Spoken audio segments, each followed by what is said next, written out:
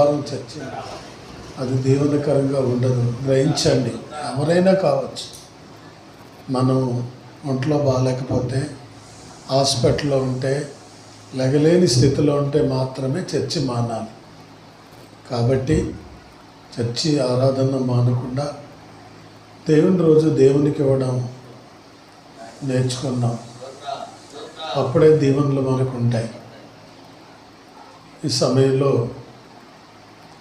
ఉన్న కొద్దిమంది అయినా ఆరాధనకు వచ్చిన మీరు నేను చెప్పబోయే వాక్యాన్ని విని మీ జీవితాన్ని మార్చుకోండి, సరిచేసుకోండి, కడుక్కోండి.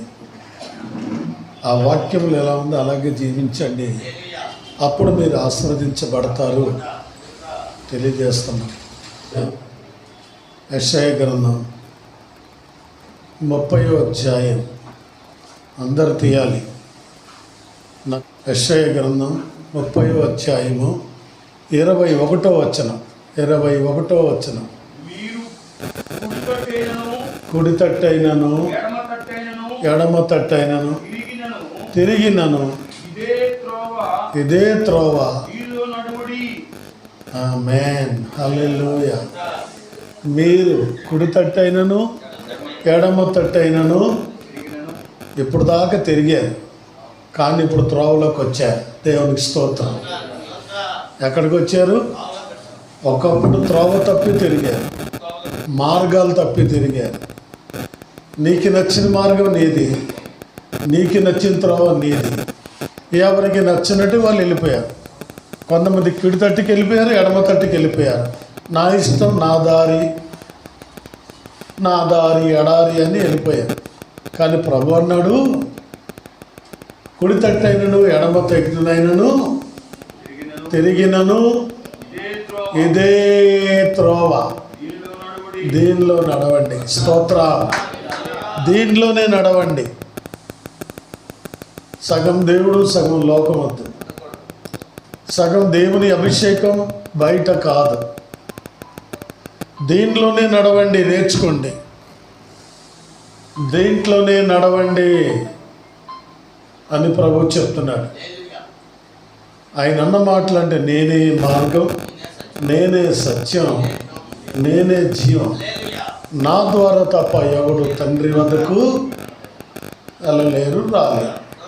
కాబట్టి ఇదే త్రోవ. ఈ త్రోవలో ఉండండి. కొన్నిసార్లు భార్య ఒక త్రోవ, భర్త ఒక త్రోవ, పిల్లలు ఒక త్రోవ, అత్తగారు ఒక త్రోవ, మామగారు ఒక త్రోవ, రకరకాల త్రోవకి వెళ్ళిపోయారు. ప్రభు అన్నాడు, ఇదే త్రోవ, ఈ త్రోవలోనే నడవండి. త్రోవ అంటే మార్గం అని అర్థం. త్రోవ అంటే అర్థం ఏంటి? మార్గం, దారి. ఆ మార్గం గుండా నీకు వెళ్తే పరలోకం కనబడుతుంది. పరలోకం కనబడమే కాదు, ఆశీర్వాదాలు కూడా కనబడతాయి. ఈ ఉదయ కాలంలో ఈ మూలవాక్యాన్ని ఆధారం చేసుకుని కొన్ని మాటలు మీకు చెప్తాను. ఇదే త్రోవ, దేనిని నడవండి అని కాపరిగా నేను చెప్పడమే కాకుండా మీరు మీ భార్యలకి చెప్పండి, మీరు మీ భర్తలకి చెప్పండి, మీరు మీ పిల్లలకి చెప్పండి. త్రోవ తప్పిపోతున్నారు, ఆలోచించండి. త్రోవ తప్పిపోతున్నారు. ఒకసారి త్రోవలు వెళ్తూ ఉన్నారు 10 మంది. ఎవరు? కుష్ఠరోగులు. ఆ త్రోవ గుండా ఎంతమంది వెళ్తున్నారు? 10 మంది వెళ్తున్నారు. వాళ్ళు యూదులు. ఆ యూదులో ఒక వ్యక్తి ఉన్నాడు, వాళ్ళు అన్యుడు అనుకుంటా. 10 మంది బాగుపడ్డారు, కానీ ఒక్కడే వచ్చాడు. ఎంతమంది వచ్చారు? చెప్పాలి సమాధానం. ఒక్కడే వచ్చాడు. అప్పుడు ఆయన అడిగాడు, యేసయ్య అడిగాడు, 10 మంది శుద్ధులయ్యారు కదా, మిగతా 90 ఏరి ఎక్కడా అని అడిగాడు. త్రోవలో వస్తామన్నారు. దేవుడు చెప్పగానే స్వస్థపడ్డాడు. అది నా సబ్జెక్ట్ కాదు, కానీ త్రోవలో నుంచి కొంతమంది ఇటు పోయారు. ఒక్కడే వచ్చాడు. 10 మంది శుద్ధులయ్యారు కదా, 9 ఏరి అని ప్రభు అడిగాడు. ఈరోజు దేవుడు నీకు ఒకడు అడుగుతున్నాడు, నీ భార్య ఏది, నీ బిడ్డలేరి, నీ భర్త ఏడి, నీ స్నేహితుడు వచ్చాడా, ఒక్కడే ఏడి అని ప్రభు అడుగుతున్నాడు. దానికి సమాధానం ఏం చెప్పగలవు? శుద్ధులయ్యారు కదా, బాగుపడ్డారు కదా, దేవుడు కనికరించాడు కదా, దేవుడు ఆశీర్వదించాడు కదా, ఏడి అని ప్రభు అడుగుతూ ఉన్నాడు. ఈజీగా వదిలేస్తారు మీరు. భార్య రాకపోతే, భర్త రాకపోతే నోరు మూసుకొని ఉండిపోతున్నారు మీరు. పిల్లలు రాకపోతే ఏది ప్రాముఖ్యం? ఏది ప్రాముఖ్యం? ఏది ప్రథమం? దేవుడు ఈరోజు మిమ్మల్ని అడుగుతున్నాడు, ఏది, ఎక్కడా అని అడుగుతున్నాడు. ఏదైనా తోటలో ఆదాము అవ్వలు ఉన్నారు, వాళ్ళకి 2 కొడుకులు పుట్టారు లేదా? కయీను పుట్టాడు, ఏబేలు పుట్టాడు. మొత్తానికి ఏబేల్ని చంపేశాడు కయీను, మనకు తెలుసు. దేవుడు జోక్యం చేసుకుని అడుగుతున్నాడు, కయీను నీ తమ్ముడైనా ఏబేలు ఎక్కడ? ఏమో నాకేం తెలుసు, నీ తెలీదా? చంపింది నేను, తన్నింది నేను, ప్రాణం తీసింది నీకు తెలీదా? దేవుడు అడుగుతూ ఉన్నాడు, ఎక్కడ? దేవుడు మేలు పొందుకున్నారు, దీవెనలు పొందారు, ఆశీర్వదించబడ్డారు, ఎక్కడ? దానికి సమాధానం చెప్పగలిగిన వాళ్ళు మీరే. మీరు అడగవచ్చు, పాస్టమ్ గారు ఏరి అని. ఆమె స్థితి మీకు తెలుసు, మంచం మీదే ఉంది. ఈ రోజు వరకు మంచం మీదే పాపం, కూర్చోలేరు, నడవలేరు, 1కి 2 అట్లా అయిపోతూ ఉంది. మరి ఎందుకు తెలియదు కాబట్టి మేము తీసుకురాలేకపోతున్నాం, ఆ స్థితిని బట్టి తీసుకురాలేకపోతున్నాం. కానీ కుటుంబ సమేతముగా, స్తోత్రం, దేవుని మందిరములో కనబడితే ఆ దీవెనలన్నీ మీరే. దేవుడు అడుగుతున్నాడు, మీకు ఏది మీ భార్య, ఏది భర్త, ఏది మీ పిల్లలు? దాని సమాధానం ఏంటి మీది? అందుకే కుడి తట్టైన ఎడమ తట్టునైనా మీరు తిరిగిన ఎడల ఇదే త్రోవ, దీనిలో నడవండి.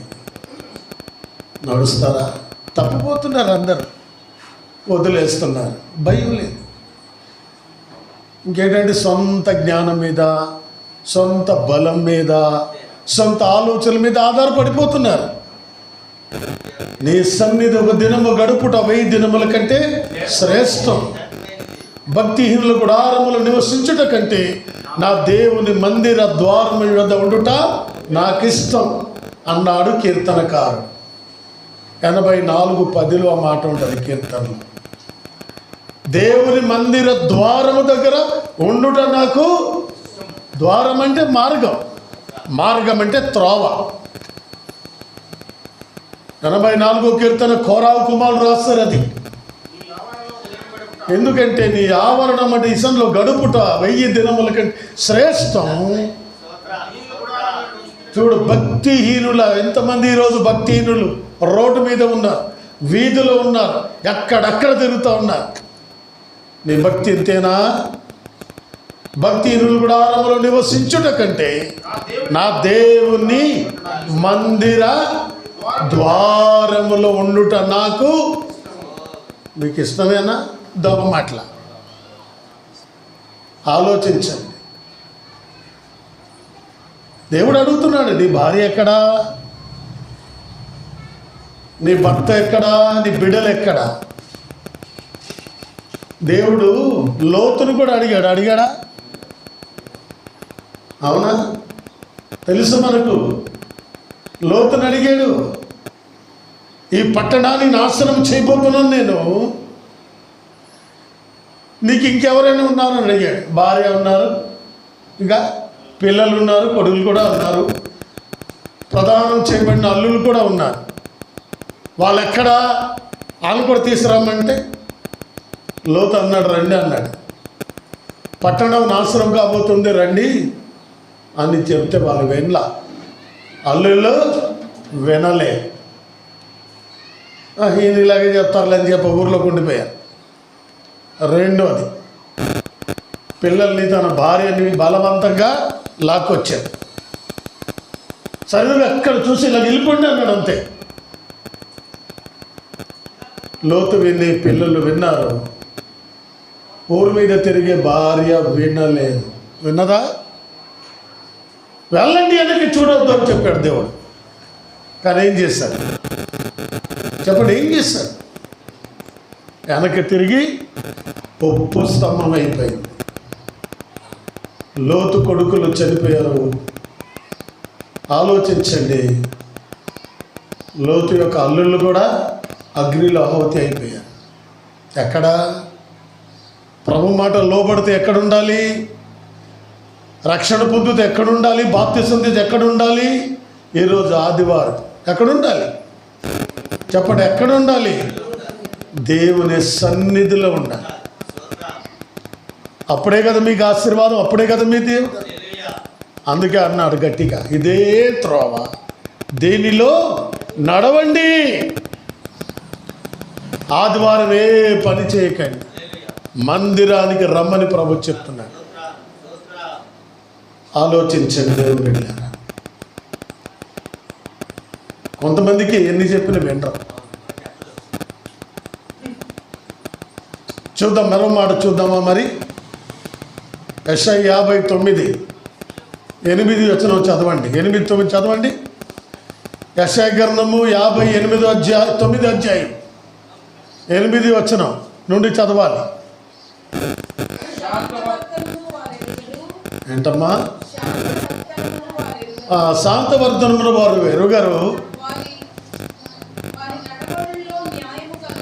వారి నడవడిలో న్యాయం కనబడటం లేదు. ఏ త్రోవ? మేము ఎంత చెప్పినా లేదండి, ఇలాగండి అలాగండి. మీరు చెప్పేది ఏంటి మాకు? అందుకు నేను హైదరాబాద్ పారిపోతాను మా పెద్దోడిని తీసుకొని. నేను హైదరాబాద్లోనే ఉంటా. ఎందుకు? మా వర్తమానాలకి 100 మంది పరిగెట్టుకొని వస్తారు. ఆలోచించండి. నేను వెళ్ళట్లేదా? ఆగు.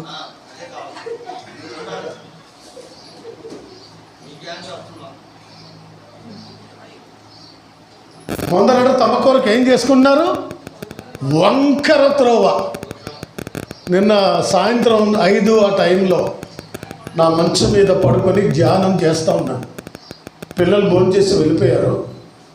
గోపి లోపల గదిలో ఉంటే, నా గదిలో నాకు కూర్చుంటే దేవుడు నాతో మాట్లాడుతూ ఉన్నాడు. ప్రభువా, నేను ఏ వాక్యం చెప్పాలి రేపు?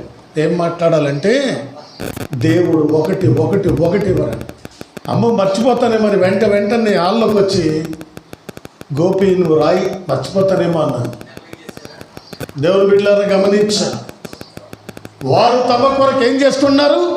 వంకర త్రోవలు, వంకర బుద్ధి, వంకర మాటలు, తిన్నని మార్గం విడిచిపెట్టి వెళ్ళిపోతూ ఉన్నారు. శాంతివర్ధన వాళ్ళకి అవసరం లేదు. కారణం ఏంటో తెలుసా? మార్పు చెందాం, మారు మనసు పొందాం, బాప్తిసం తీసుకున్నాం, రక్షణ పొందుకున్నాం అనుకుంటున్నారు. కానీ వంకర బుద్ధి, ఎంత చెప్పని వినరు. మరి దేవుడు ఆశీర్వదించలేదు. ఏం దీవిస్తాడు దేవుడు? వంకరుని దేవుడు దీవిస్తాడా? అయిపడతారో నేను చెప్తా. వంకర బుద్ధి. చదవమ్మ, ఇంకేముంది? వాటిలో వంకర త్రోవ నడుచువారు ఎవడు శాంతి నొందడు. కావున చూడండి, త్రోవలు నడవడం చేత కాదు, మీకు న్యాయం దూరం అయిపోతుంది. తర్వాత నీతి అంటే యేసయ్య మమ్మల్ని కలుసుకోవటం లేదు. మేము వెలుగు కొరకు కనిపెట్టుచున్నాము కానీ చీకటి. వంకర త్రోవలు ఉన్నారు, మార్గం తప్పిపోయారు, లోకానుసారంగా జీవిస్తున్నారు. సగం దేవుడు సగం లోకం, సగం దేవుడు సగం లోకం. మరి ఎప్పుడు బాగుపడతారండి? కుటుంబ సమేతముగా దైవ సన్నిధిలో ఉండాలి. అప్పుడు ఆశీర్వాదాలు, దీవెనలు. ఆ రోజు ₹1,00,000 మీకు లాభం రాలి, వదిలేండి. రెండో రోజు దేవుడు దాన్ని ఇస్తాడు. ఇవ్వడా? ఇస్తాడు. 10,000 ఇస్తానని అడిగినప్పుడు వెళ్ళిపోయాం. 1,00,000 ఇస్తే ఎక్కడికి వెళ్ళిపోతున్నాం? అందుకే మీ తోడు వాళ్ళు వెలుగు లేదు. ఏముంది? చీకటి ప్రాప్తించారు. తర్వాత మీరు ప్రకాశము కొరకు ఎదురు చూచుచున్నారు కానీ అంధకారములోనే నడుచుచున్నారు. గోడ కొరకు గుడ్డివాని వలె తడవులాడుచున్నాము. కన్నులు చూడు ఉన్నాయనుకున్నారు కానీ కన్నులు లేని వారి వలె తడవులాడుచున్నాము. సంధ్య చీకటి యందు మధ్యాహ్న కాలం మందు కాలు జారి, అది త్రోవలు మూయబడిపోయాయి. వెలుగు అనుకున్నారు కానీ చీకటి ప్రాప్తిస్తుంది. వీళ్ళెవరు? వంకర త్రోవ. వంకర త్రోవలో చీకటి ఉంది, ఆశీర్వాదాలు లేవు, బ్లెస్సింగ్స్ లేవు. అనుకున్నాం మేము కూడా త్రోవలో వెలుగులు ఉన్నాము. ఎక్కడ మరి దీవెన ఏది? ఆశీర్వాదాలు ఏవి? బ్లెస్సింగ్స్ ఏవి? ఏం కనబడుతున్నాయి గమనించండి. దొంగ ప్రార్థనలు చేయడం కాదండి. ఎవరైతే అనుకుంటారని మందిరానికి రాకూడదు.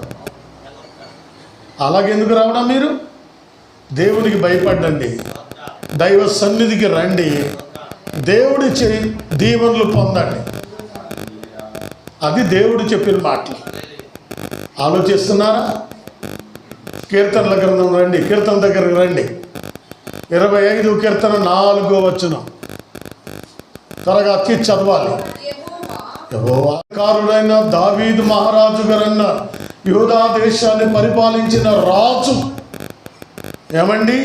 రాజు అయినప్పటికీ నేను అంటున్నాడు, చదవమ్మా. యెహోవా నీ మార్గములు నాకు తెలియజేయము. ఆమేన్, హల్లెలూయా. మనం అనుకుంటే రక్షణ పొందేస్తాం కదా, మాకేం అక్కర్లేదు అనుకుంటాం. దావీదు దేవుడు మన దేవుడు ఒకటే. దావీదు నడిచిన మార్గం నీ మార్గం ఒకటే.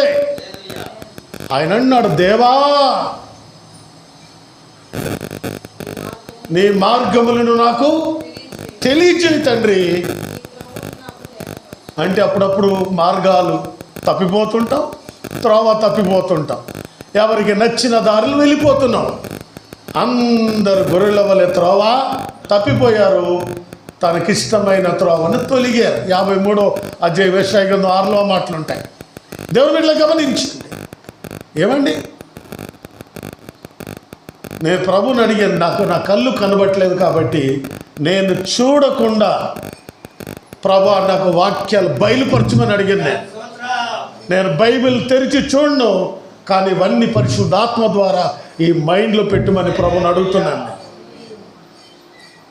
ఆలోచిస్తున్నారా? దావీదు తేటపరచు నాయన, నీ మార్గం తెలియజేయి తండ్రి.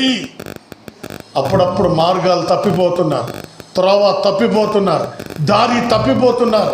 దారిలో ఉన్నమే అనుకున్నారు కానీ మీ దారిలో చీకటి కనబట్టలేదా? అంధకారం కనబట్టలేదా? కాలు జారి పడిపోవట్లేదా? ఉంటే దేవునిలో, లేకపోతే లోకంలో. అంతే. ఉంటే జీవించు దేవుడిలో, లేకపోతే లోకంలో జీవించు, నరకానికి పో. ఇది వాక్యం. మరో వాక్యం చూద్దాం. 43వ కీర్తన 43వ కీర్తన 3వ వచనం కూడా చదవండి. నీ వెలుగును, బా వీళ్ళు కోరా కుమారులు అన్నారు, నీ వెలుగును చూసారా? నీ వెలుగును నువ్వు సత్యమును బయలుదేర చేయము. అవి స్తోత్రం, అవి నాకేం చూపిస్తాయి? నీ వెలుగును నువ్వు సత్యమును ఏం చేయాలి? వెలుగు ఆయనే, సత్యం కూడా ఆయనే. అది నువ్వు కనవచ్చు నాయన. నాకు అవి త్రోవ చూపును, త్రోవ చూపును. నీ త్రోవ మూయబడిందేమో, మార్గం తప్పిపోయేవేమో, చీకటి నీ జీవిత గుండెలో దాగి ఉన్నాయేమో, నువ్వు వెళ్ళలేకపోతున్నావు అనుకుంటాను. దావీదు వల్ల అడిగిచ్చాడు, కీర్తనకారులలో అడిగిచ్చాడు. మరోమాట చూద్దామా? 119వ కీర్తన 119వ కీర్తన 67వ వచనం త్వరగా చదవాలి. 67వ వచనం. శ్రమ కలుగక మునుపే ఏం చేశాడట? శ్రమ కలుగక ముందు నీ త్రోవ, దావీదండ నీ శ్రమ కలగక ముందే నీ త్రోవ విడిచిపెట్టేశాను నేను. ఇప్పుడు నీ వాక్యము నన్ను హల్లెలూయా. శ్రమ వచ్చింది కాబట్టి ప్రభా తొలగిపోయాను, ఇప్పుడు నీ వాక్యమును బట్టి అనుసరించి నడుస్తున్నాను. స్తోత్రం. శ్రమలు రోగాలు వస్తాయి, రాకపోవు. కష్టాలు వస్తాయి, శోధనలు వస్తాయి, రాకపోవు. అప్పుడు విడిచిపెట్టేవేమో, వాక్యం ద్వారా మళ్ళీ త్రోవకు రా. స్తోత్రం. త్రోవలో నడు. ఆ త్రోవలో చీకటి లేదు, ఎంత మాత్రం లేదు, అక్కడ వెలుగుంది. నువ్వు మళ్ళీ చీకట్లో వెళ్ళిపోవద్దు, త్రోవ తప్పిపోవద్దు, వంకర త్రోవకి వెళ్ళొద్దు. ఆలోచించు. అదే అధ్యాయములు 105 కూడా చదవండి. 105. నీ వాక్యము నా పాదములకు దీపమును, నా త్రోవకు స్తోత్రం. ఇలాంటి వాక్యాలన్నీ బయట నిలబడి చెప్పండి. ఎంత చక్కగా ఉంది మాటలు. నీ వాక్యము నా పాదమునకు దీపము, అది నా త్రోవకు వెలుగు. వాక్యమే నీకు వెలుగు. అంధకారములో చీకటి ఉంది కాబట్టి వెలుగు రాగానే పారిపోతుంది. చీకటి వెళ్ళిపోద్ది, అంధకారం వెళ్ళిపోద్ది, పాపం వెళ్ళిపోద్ది. వెలుగు వల్ల నువ్వు ప్రకాశిస్తావు. దావీదు అంటున్నాడు, నీ వాక్యము నా పాదములకు దీపమయ్యా, అది నా త్రోవకు, నా బాటకి, నా మార్గానికి ఏమైంది? వెలుగు. మనం వెలుగు సంబంధులము. అందుకు ఆయనలో జీవం ఉండెను, ఆ జీవం మనుషులకు వెలుగై ఉండెను. వెలుగైన యేసు నీ కంటిలో, నీ ఒంటిలో, నీ ఇంటిలో ఉంటే ఇంట్లో పాపం ఉండదు, చీకటి ఉండదు, ఏ అలవాట్లు ఉండవు. దేవుని బిడ్డలారా, వెలుగు. ఆలోచించండి. వాక్యము జీవమది.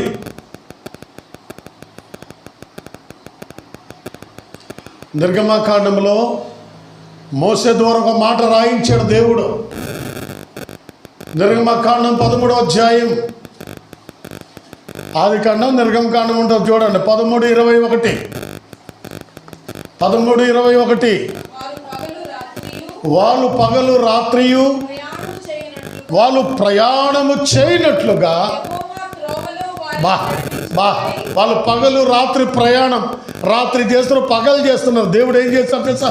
వారు పగలు రాత్రి ప్రయాణము చేయనట్లుగా యెహోవా త్రోవలు వారికి నడిపించుటకై పగటి మేఘ స్తంభమును, రాత్రి అగ్ని స్తంభమును వారికి ముందుగా. ఇవి ఎక్కడ దొరుకుతాయండి మీకు? కొన్ని చోటు వాక్యమే ఉండదు. ఎందుకు వెళ్తారో, ఎందుకు వస్తారో తెలియదు. ఇశ్రాయేలుకు 20 లక్షల మందిని మోసే నడిపించడానికి చేత కాక దేవుడే త్రోవలు అగ్ని స్తంభమును, మేఘ స్తంభాలు పంపించి రాత్రి పగలు నడవడానికి త్రోవలో వెలుగిచ్చాడు దేవుడు. స్తోత్రం. 20 లక్షల మంది నడచడానికి కష్టం లేకుండా దేవుడు ఇశ్రాయేలు ప్రజల్ని మెల్లిగా నడిపించుకుని వచ్చాడు. స్తోత్రం. ఏది ఇస్తుంది? దేవుడే ఆ త్రోవలో వెలుగు. నువ్వు నడిచే బాటలో వెలుగు, నేను నడిచే చోటు వెలుగు. ఆలోచించండి. ఇంకా చీకట్లో ఉండిపోకండి, అంధకారం ఉండిపోకండి, వంకర త్రోవలు ఉండకండి. వంకర మాటలు చెప్పి మార్గం తప్పిపోయిన లోతు భార్యని జ్ఞాపకం చేసుకోండి. వెనక చూసింది ఉప్పు స్తంభం అయిపోయింది. ఆలోచించండి. 10 మంది కుష్ఠరోగులు బాగా అయ్యారు, త్రోవలోనే బాగా అయ్యారు. 90 కనబడలేదు, ఒక్కడే కనబడతాడు. ప్రభు అడిగారు, ఎక్కడా ఏది ఎక్కడా? దేవుడు అన్నీ చేస్తే దేవుని పక్కన పెట్టి ఈ ఆదివారం 8,000 సంపాదిస్తారండి. అందుకే మీకు ఆశీర్వాదాలు కనబట్టలేదు, దీవెనలు కనబట్టలేదు, చేతిలో డబ్బులు ఉండట్లే. అర్థమైందా? పనివాడు జీతం చేసే కష్టం సంపాదించినను జీతం చినిగిపోయినా సంచులు వేసినట్టే కింద కారిపోతూ ఉంటుంది. అది 8,000 తెచ్చేసిన జాగ్రత్త. ఆలోచించండి, భయపడండి, దేవునికి లోపడండి. ఏమండి, 40 రోజులు ప్రయాణమైన ఐగుప్తు దేశం నుండి కానానికి 40 దినాలు, కానీ 40 సంవత్సరాలు దేవుడు నడిపించాడు. వాళ్ళు తెలుసుకోవడానికి ఎలా నడిపించాడట? పగలు మేఘస్తంభం, రాత్రి అగ్నిస్తంభం. వాళ్ళ ముందు నుంచి త్రోవను నడుచుచు వచ్చాను. హల్లెలూయా. మీ పరిస్థితి ఏంటి?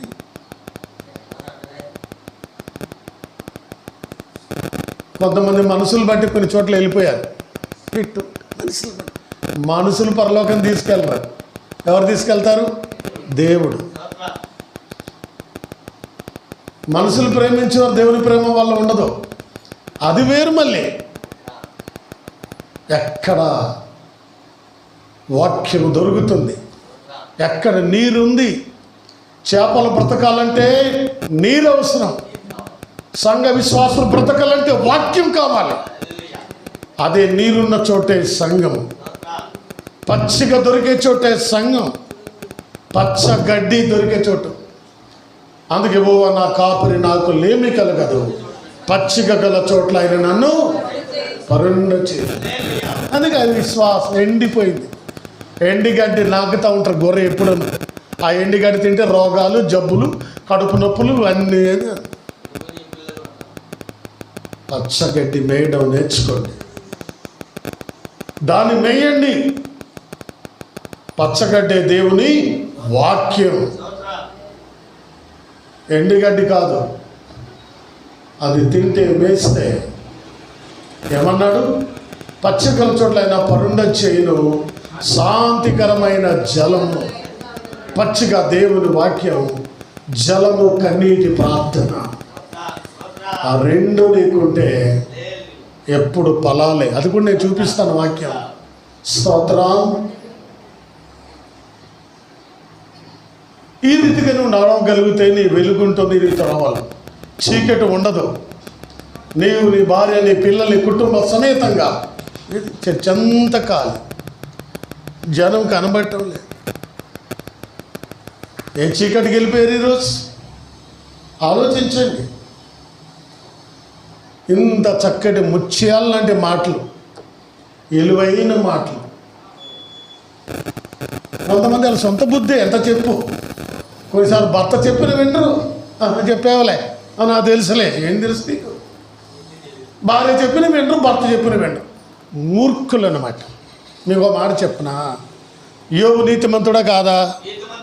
యథార్థవంతుడా కాదా? ఇన్ని చెప్తుంటే యోబమ్మ ఏమన్నది? భర్తనేమందయ్యా? అసహించుకోవడం పక్కన ఏమని తెలుసా? నీ యథార్థతని వదిలిపెట్టి చావు. చూసారా? అంటే ఎవరు యోబు? ఎవరు? యథార్థవంతుడు. యూజు దేశం ముందు ఒక మనుషుడు యథార్థవంతుడు, నీతిమంతుడు, అవునా, న్యాయవంతుడు, చెడుతనమును విసర్జించినవాడు.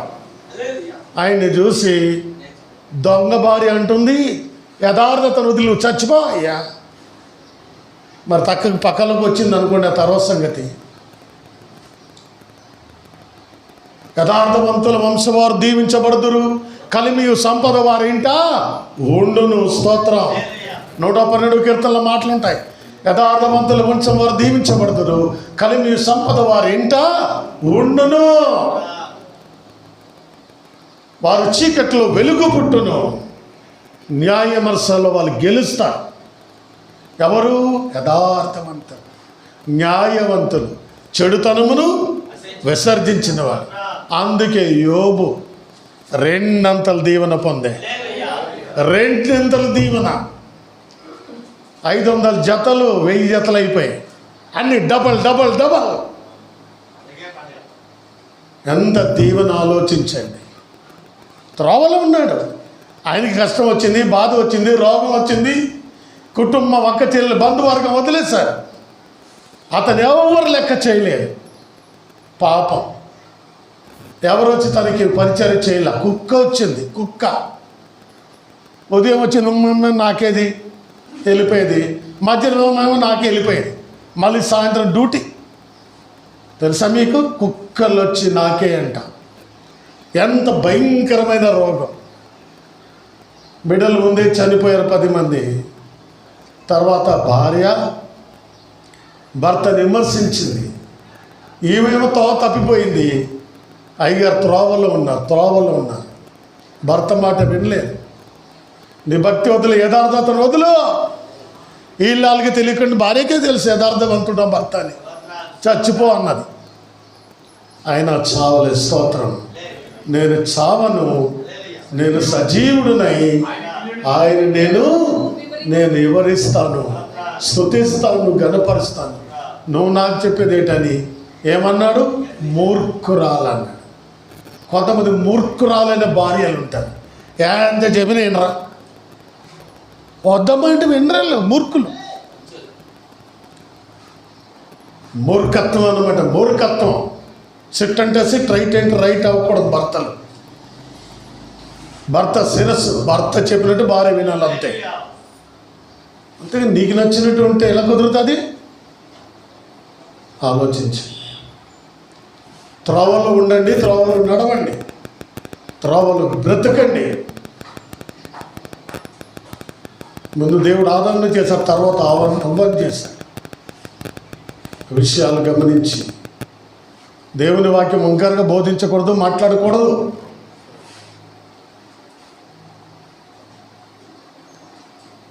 మరోసారి నిర్గమకాండ చదవండి అమ్మా. 21వ వచనం, 13:21.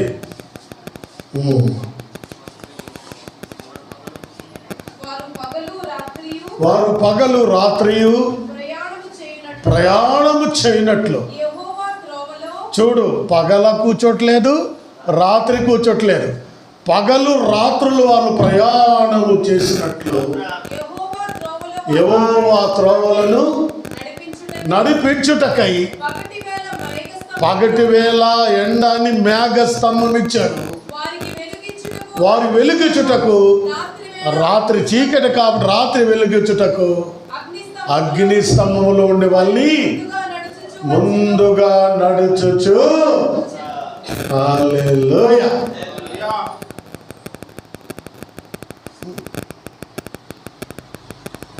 దేవుడి సన్నిధి అంటే ఇలా ఆసమాస అయిపోయింది.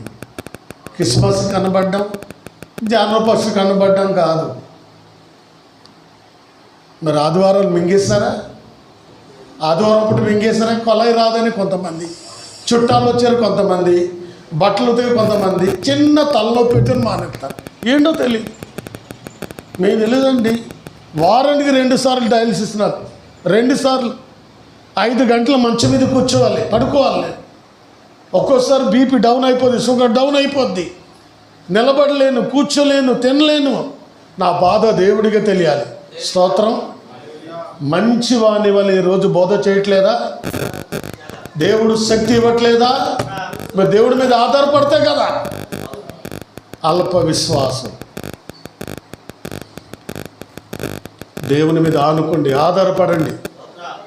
ఈ శక్తి దేవుడు, ఈ మాటలు దేవుడు, ఈ ఆరోగ్యం దేవుడు ఇచ్చిందే. ప్రభు, నేను అడుగుతున్నాను తండ్రి, ఇంకా కొద్ది 10 సంవత్సరాలైనా పెంచు నన్ను. నేను వాక్యం చెప్తానయ్యా, సంఘం కడతానయ్యా, అనేక మంది మీ తిట్టు తిప్పుతాను నాయన. నీ దగ్గర రావడం నాకు ఇష్టమే, కానీ ఇక కొంత పనులు ఉన్నాయి తండ్రి. నేను ప్రభుత్వంలో అడుగుతున్నాను. ప్రతిరోజు నా ప్రార్థన అది. ఎప్పుడో తీసుకెళ్ళిపోవలసిన దేవుడు, కానీ దేవుడు ఉంచాడు. అది దేవుని చిత్తం. సామెతల గ్రంథం చూడండి. కింగ్ సాల్మాన్ ఒక మాట చెప్తున్నాడు. సొలొమోను, జ్ఞాని అయిన సొలొమోను, 15వ అధ్యాయం 19వ వచనం చదవండి. 15-19. ఏ మార్గము? తిండిపోతులు. చూడండి, సోమరి మార్గము ఏ కంచె. ఇక్కడ ఎవరైనా సోమరులు ఉన్నారా? సోమరి పోతులు అన్నమాట. వాళ్ళకి రూపాయి చేతిలో ఉండదు, జాగ్రత్త. సోమరుడు పనిచేయడు, కష్టపడ్డు. అందుకే సోమరి మార్గము ముళ్ళ కంచె, యథార్థవంతుల త్రోవ రాజ్య మార్గము. హల్లెలూయా. సోమరి, నీ మార్గం ఏంటి? యథార్థవంతుల మార్గం రాజ్య మార్గం. మన దేవుడు రాజు, మనమే రాజు కుటుంబాలు. దేవుడు ఆ రాజ్య మార్గములు మనం ఉండి, దేవుడు లోటు చేయడు, దేవుడు తక్కువ చేయడు. దేవుడు అవసరాలు తీర్చడమే కాక నీకేది కావాలని ఇస్తాడు. కొంతమంది సోమరులే, అన్నిట్లో సోమర్తనం, మెలుకో ఉండదు. నువ్వు సోమర్తనం విడిచిపెట్టి నీ మార్గంలో ఉన్న ముళ్ళ తీసివేస్తే నీకు రాజమార్గం కనబడుతుంది. హల్లెలూయా.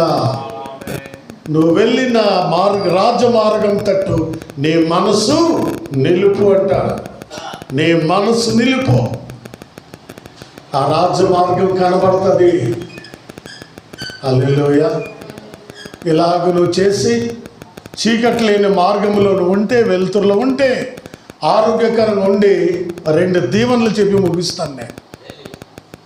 30వ అధ్యాయం రండి, ముందు చూశాను. యెషయా 30, 22-23 వచనం చదవండి. 30వ అధ్యాయం 22. చెక్కబడిన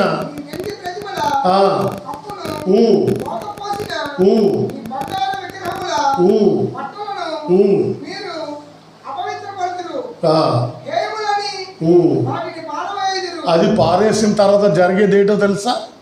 ఇప్పుడు చదవండి 23. నీవు నీ భూమిలో విత్తుటకు ఏదట? నీ గింజలు, నీ విత్తనాలు, నువ్వు వేసిన కానుక, డబ్బులు, అర్పణలు, దశంభాగాలు. అర్థమైందా? నువ్వు మార్గంలో ఉండి నువ్వు చేసే ఆ విత్తనము, నువ్వు వేసిన విత్తనము, గింజలు కావలసిన వాన, స్తోత్రం, గింజకు కావలసిన వాన కురిపిస్తాడు. గింజగా ఉండదు. ఆ గింజ నాని మొక్కై మ్రానై కొమ్మల రెమ్మలవుతాయి. ఆశీర్వాదాలు కనబడతాయి. ధన సమ్మత ఉంటుంది, మేలు జరుగుతుంది. తర్వాత చదవండి. భూమి రాబడి అయిన ఆహార ద్రవ్యం ఇచ్చును. చూడండి, భూమి అట ఆహారం ఇచ్చే ద్రవ్యం అనగా డబ్బులు. స్తోత్రం. నీ భూమి, నువ్వు గింజలు వేసావు, విత్తనాలు వేసావు, నువ్వు అడుక్కునేవాడుగా ఉండవు. స్తోత్రం. ఆహార ద్రవ్యం ఇచ్చును. విస్తార, చూడండి, విస్తార సారమైన రసములు గలదై వండును. దేవునికి స్తోత్రం. విస్తారమైన సారవంతమైన రసము గలదై వండును. స్తోత్రం. అక్కడ ఎండిపోయింది ఉండదు, లేదు అనడానికి వీలవదు. నీ భూమి ఎంత దీవెనకరంగా ఉండిపోతుందో చెప్పలేదు. స్తోత్రం. నువ్వు గింజలు వేసావు, దాని తగిన వాన దేవుడు కురిపిస్తాడు. అది నాని మొక్కవుతుంది, మ్రానవుతుంది, చెట్లు అవుతాయి, పూలు ఫలాలు వచ్చి నిండిపోతాయి. నీ భూమి రసధారం అయిపోద్ది, రుచిగా టేస్ట్గా మారిపోద్ది. నీ కుటుంబంలో ఇంకా లేమి కనబడదు. త్రోవలో నువ్వు ఉంటే, త్రోవలో లేకపోతే ఇవేమి ఉండవు. ఇంకో మాట చూడండి, 26 ఆదికాండం 26 అధ్యాయం 12 వచ్చిన 12-13. కాదు అది అవునమ్మా. 26:12 ఇస్సాకు ఆ దేశమందు ఉన్నవాడై ఏమేశాడు? వెనక గింజలని చెప్పానే. కరువు కాలంలో ఇస్సాకు ఆ దేశమందు ఉన్నవాడై విత్తనములు వేసి ఆ సంవత్సరమున 100 ఫలము పొందెను. గింజ నానింది, భూమి పండింది, 100 ఫలము పొందెను. యెహోవా అతను ఆశీర్వదించినందున ఆ మనుషుడు గొప్పవాడైన తర్వాత మిక్కిలి గొప్పవాడైన వరకు క్రమముగా అభివృద్ధి పొందుచూ వచ్చను. అతనికి గొర్రెలాశయు గొడ్లాశయు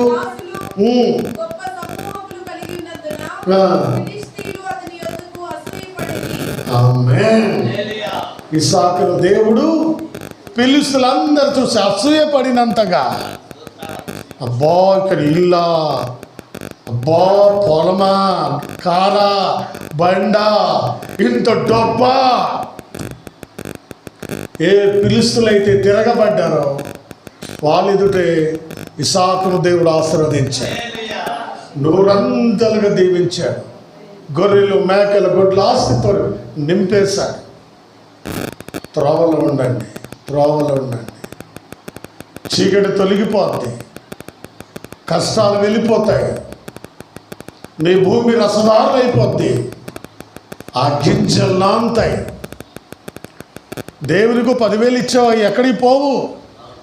దేవుడికి ఇచ్చిన కానుక అవి గింజలు.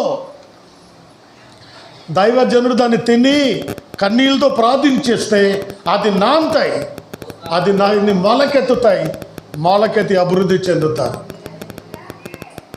అది దేవుని వాక్యం. ఆలోచిస్తున్నారా? ఇవన్నీ కూడా దేవుడు మన జీవితాల్లో అనుగ్రహించునుగాక.